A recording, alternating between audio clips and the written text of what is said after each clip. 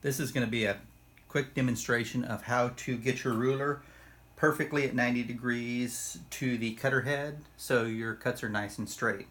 What you're going to need to do first is make sure that your studio cutter is mounted to your table or your board. You're going to need a framing square, and you're going to need some clamps. You can either use spring clamps, which I prefer, or you can use some C-clamps. So the first thing you're going to want to do is figure out about where your ruler is going to mount. This one's been mounted before, but it'll still work for this demo. And then press your ruler and your framing square together so they line up like that.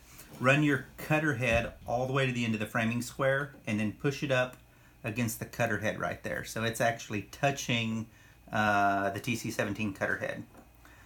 Next, what you're going to do is hold that down, and then you're going to want to run your cutter head down to the other end, and then very carefully push it against that head. So what you're looking for is, once this is lined up, there should be no space at the end. In fact, it'll actually you can hear it scraping on the framing square, and that's actually okay. So, because you're only going to do this a couple of times.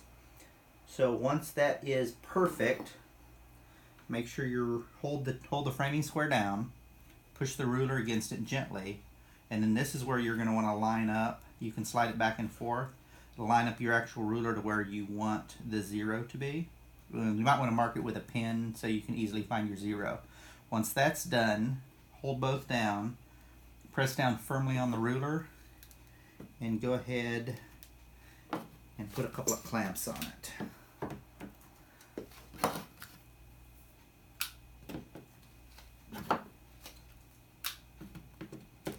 Okay, once you've got your clamps, I like to move this away to make sure that it's square.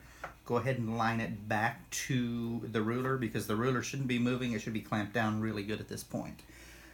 Slide the framing square up against the cutter head again, and then go ahead and test it and make sure that there's no gap in between.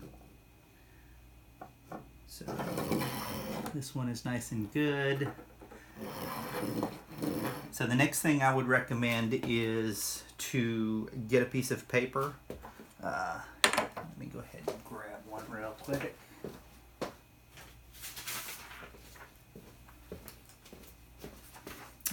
You can use any kind of paper, but just line it up against the ruler. And you want to make a decent little score in it, and then you should be able to fold it over on that score line, and it should match up just like that. And that's just another little test that you can do just to make sure it's accurate. Again, once this ruler goes down, you should be in good shape, but I always check it a couple of times. It's touching good there, and it's touching good there. So once you're absolutely sure everything is aligned, then you can go ahead and screw your ruler down. After that's done, go ahead and test it again before you cut glass, so you're not wasting a piece of glass, and make sure that your cuts are working well. That's pretty much it. You can email us if you need to at david@hotglassproducts.com if you need any more technical help. Thanks.